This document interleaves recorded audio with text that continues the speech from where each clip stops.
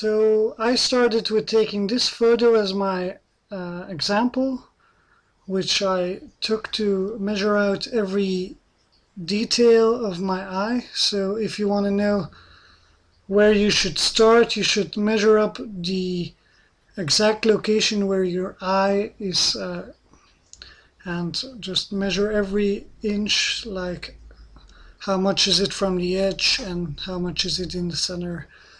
So you can connect all the dots and try to make it similar to your photo. If it's a little bit to the side, or that doesn't really matter, you will correct it eventually. What I did now was I took a little of black acrylics to get the edges of my pencil drawing, make a little bit of shading. It's easier to start when you know where to paint. So I take acrylics too, because it dries much faster, gives me a little bit an advantage over time. The bad thing about this is if you want it to last a little bit longer, you need to use a lot of water, which I don't do. I like it when it dries really quickly.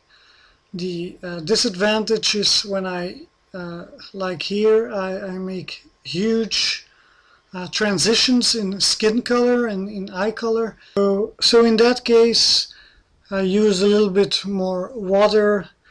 That way it will last a little bit longer, but not too long, so you can't really go and eat or something like that. In that time it will already be dry. So what I do now is I'm painting the eye. An eye is most likely to be darker on the edge of the iris, and the center of the eye will always be black, but that's something what everybody knows. So try to really look at your photo and see the light dots. There will definitely be light dots inside.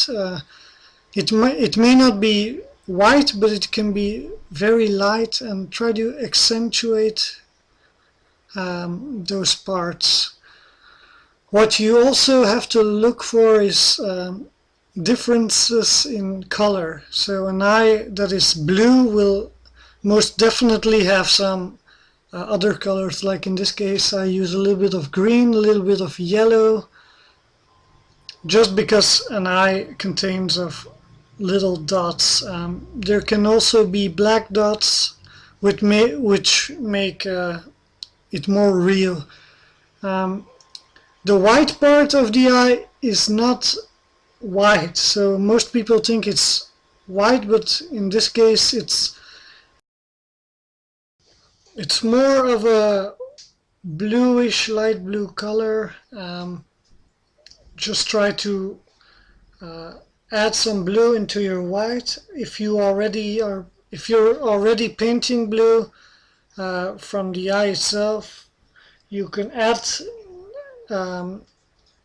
that with your paintbrush. Just do a little bit of white and rub your paintbrush in it, so the blue pigment will spread in the white, like you normally would do. And well, just try to make the eye look as real as you can. It's not because it doesn't look real at the moment that you can't force it to. Just okay. So you see, I'm trying to make it a little more together. One nice tone that's transforming in one eyeball, in a coherence of colors.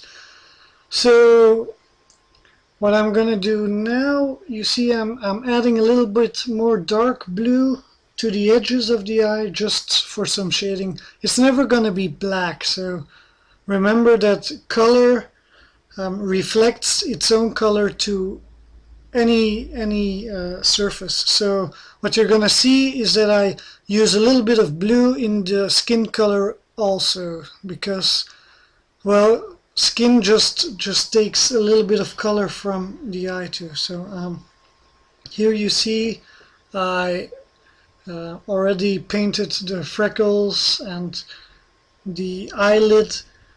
You can see I use a little bit of pink, lighter pink on the side where the eye catches sunlight. So in the middle you see it catches sunlight. You have the same reflection in the eye as well, and on the cheek it goes also. It's also a little bit wider. What can I tell you more? I think you just have to really look at your photo and make sure the details are exactly as your photo, and if not, you can improve them. That's the beauty of painting. You can always improve them. So thank you for watching, and maybe I'll see you soon if you enjoyed this. Bye.